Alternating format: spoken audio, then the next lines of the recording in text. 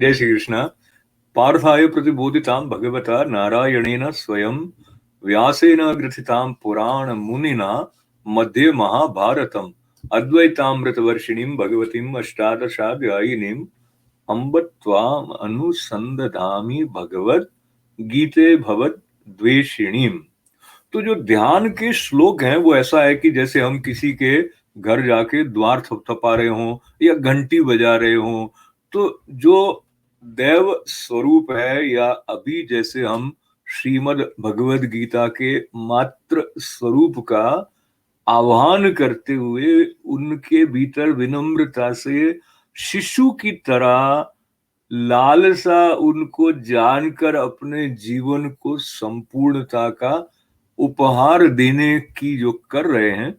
तो उसमें भी ये जो ध्यान श्लोक है जिसमें पार्थ के प्रति जो ये बोध हुआ है उसका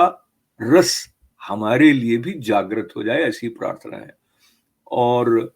एक अनौपचारिकता रहती है, माँ से जब आप बात कर रहे हैं तो पूरा खुल जाते हैं। इसी तरह से जो श्रीमद् भगवद गीता है, तो आप किसी भी चेतना के स्तर पर हो, चाहे किसी व्यावहारिक समस्या से जूझ रहे हो,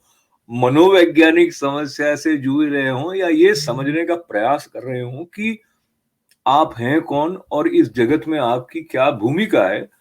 हर दृष्टि से श्रीमद् भगवद गीता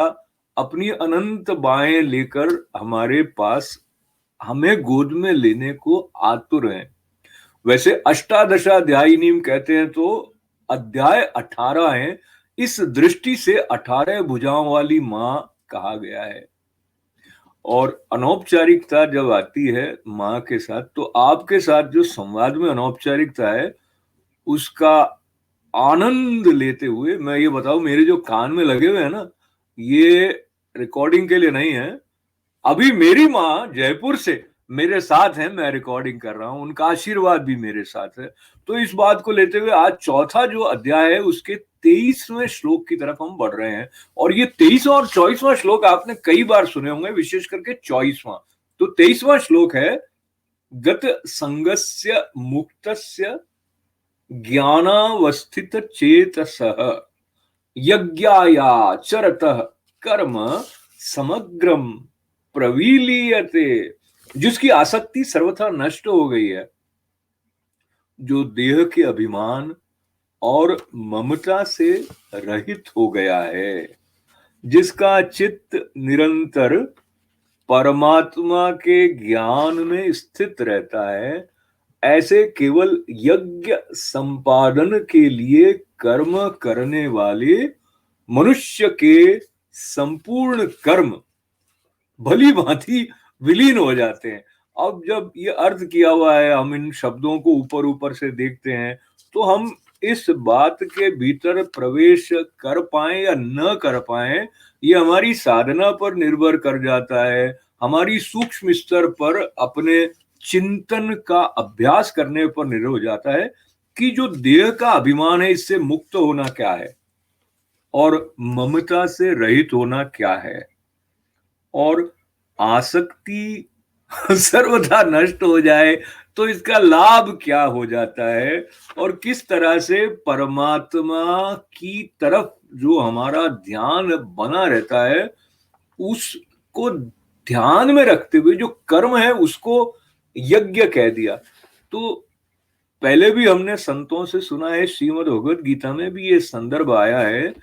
कि जो विराट है उसके साथ में, जो सृष्टि चक्र है उसके साथ में उसका एक अंश होते हुए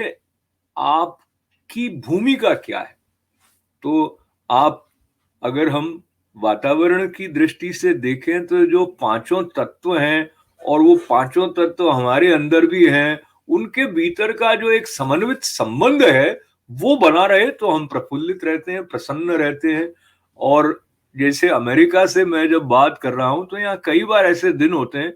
कि सूर्य देवता जो हैं वो बहुत जल्दी चले जाते हैं ठंड के दिनों में। तो पता चलता है अगर सूर्य का प्रकाश प्रचुर मात्रा में हम तक नहीं आता है तो कई लोगों को कुंठा होने लगती है। तो सूर्य भगवान की उपस्थिति को हम चाहे समझें या न समझें, पर यह तो होता है कि उनके होने से हमारा मन प्रसन्न रहता है।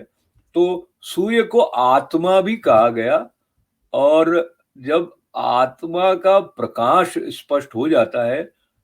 हमारे जीवन में, आचरण में, वह बोध आने लगता है, तो एक सतत प्रसन्नता रहती है। आसक्ति के भाव से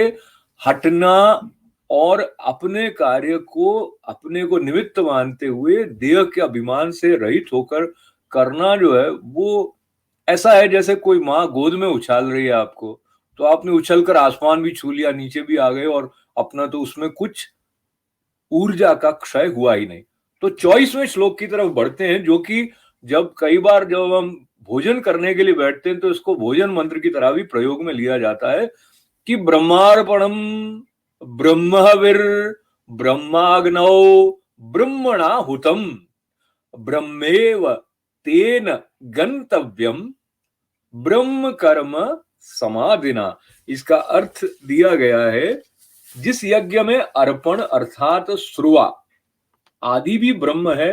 और हवन किए जाने योग्य द्रव्य भी ब्रह्म है, तथा ब्रह्म रूप कर्ता के द्वारा ब्रह्म रूप अग्नि में आहुति देना रूप क्रिया भी ब्रह्म है, उस ब्रह्म कर्म में स्थित रहने वाले योगी द्वारा प्राप्त किए जाने योग्य फल भी ब्रह्म है। तो एक प्रकार से ये जो श्लोक है इसको भोजन मंत्र के रूप में प्रयुक्त करने के पीछे ये भाव है कि जब हम भोजन कर रहे हैं तो आत्मा जो है वो भी भोजन के साथ एक विशेष संबंध रखता है, वो अपना लेता है। और आत्मा का ये गुण हमारे शरीर में भी ऐसे है कि सामने आपके केला है, लेकिन अगर आपने खा लिया तो केला कहाँ गया, वो आप हो गए। चाहे वो रसगुल्ला है तो वो आप हो गए, और जो भी पदार्थ है उसको आपने अपना लिया, अपना अंग बना लिया। तो अब ये जिस वस्तु को आप अपना अंग बनाते हैं उसके अंदर ब्रह्म भाव की दृष्टि, जो कि वस्तुतः सत्य है, लेकिन चूंकि हम वैसे देखते महसूस नहीं करते हैं तो वो उस प्रकार का बोध जनित होता नहीं है हमारे भीतर। तो पुनः ये जो ब्रह्मार्पणम है, तो अर्पण किसको कर रहे हैं? ब्रह्म को। अच्छा, ब्रह्म के बारे में किसी और दिन संतों की वाणी का आश्रय लेकर हम चिंतन करेंगे, पर ये पूरा जो श्रीमद् भगवद गीता की यात्रा है वो अशुद्धि से शुद्धि तक की यात्रा है, और जब शुद्धि हो जाती है तो जो जैसा है वैसा दिखने लग जाता है, और जो जैसा है वैसा नहीं दिखता है तो उसको मोह कहते हैं, और जो जैसा है वो वैसा नहीं दिखता है तो जो नहीं है उसको लेकर हम अपनी प्रतिक्रिया को बनाने लग जाते हैं, उस प्रतीति के पीछे भागने लग जाते हैं, और उस कारण कई बार ऐसी छटपटाहट होती है कि जो जीवन का सौंदर्य सार है हम उससे अपने आप को वंचित कर देते हैं। तो जो 24वां श्लोक है ये एक प्रकार से धुरी है, एक साधना की पूरी सीढ़ियां इसके अंदर हैं कि हम जो भी ग्रहण कर रहे हो, भोजन मंत्र तो है ही है, लेकिन हर अनुभव जो है वो प्रसाद के रूप में यदि हम स्वीकार करने के साथ साथ ये भाव भी हमारे अंदर रखें कि इसको ग्रहण करने की जो शक्ति है वो भी उसी की है, और इसको ग्रहण करके जो पचाने वाली शक्ति है वो भी उसी की है, और इसके द्वारा जो शक्ति हो रही है जागृत, जो पोषण मेरा हो रहा है, इससे जो जो कुछ पात्रता क्षमता करने की है वो सब मैं उस ब्रह्म को अर्पित करूं। तो ये एक पूरा यज्ञ चक्र का संक्षिप्त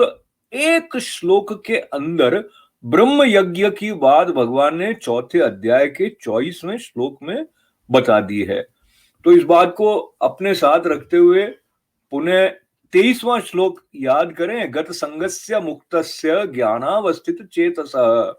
तो मुक्त रहते हुए जो ज्ञान में स्थित हो गए हैं, यज्ञायाचरतः कर्म समग्रम प्रविलीयते, तो उसके कर्म उसको बांधते नहीं है। तो कर्मों के नहीं बांधने का जो लाभ है वो हम तब समझ सकते हैं जब हम किसी बहुत तनाव में गिर जाते हैं, क्योंकि परिणाम को लेकर हमारा जो मन है वो कहीं अटक जाता है और एक विशेष प्रकार का तीव्र आग्रह हो जाता है कि ऐसा होगा तभी मैं प्रसन्न होऊंगा। यहाँ पर थोड़ा सा संशय इस बात को लेकर हो जाता है कि रिजल्ट ओरिएंटेड वे में कार्य तो करना है, तो कार्य करने में अपनी तरफ से कुछ कमी नहीं रखनी है, समग्रता से, तन्मयता से कार्य करने की प्रेरणा युद्ध क्षेत्र में भगवान श्री कृष्ण अर्जुन को भी दे रहे हैं। तो वो ऐसा नहीं चाह रहे हैं कि वो जीतने की तरफ ध्यान न दें, पर जो जो परिणाम प्राप्त होता है वो उसको अर्पित करें, ऐसा भाव रहेगा तो हम मुक्त रहेंगे। तो जैसे हमारे यहाँ बोलचाल में कहते हैं भाई छोटा मुंह बड़ी बात, तो ये बातें बहुत बड़ी इसलिए हो जाती है हमारे लिए क्योंकि हमारी अनुभूति का हिस्सा नहीं है, पर हम जिस दिशा में देखते हैं उस दिशा में हमारी गति होने की संभावना बढ़ जाती है। तो हम सब मिलकर श्रीमद् भगवद गीता का आश्रय लेकर अपने जीवन को मुक्त, आनंदित, प्रफुल्लित और निश्चिंत बनाते हुए अपनी अपनी जो भूमिका है उसको अच्छी तरह से निभाएं और साथ ही साथ नित्य प्रफुल्लित, आनंदित भी रहें, ऐसी प्रार्थना मेरी माँ के साथ में भी। और जो इस देह रूप में मेरी माँ है वो फोन पर मेरी बात अभी सुन रहे हैं, इस आनंद को भी आप तक पहुंचाते हुए विदा लेते लेते पूर्णता का स्मरण। ओम पूर्णमदः पूर्णमिदं पूर्णात् पूर्णमुदच्यते पूर्णस्य पूर्णमादाय पूर्णमेवावशिष्यते। ओम शांति शांति शांति। जय श्री कृष्ण।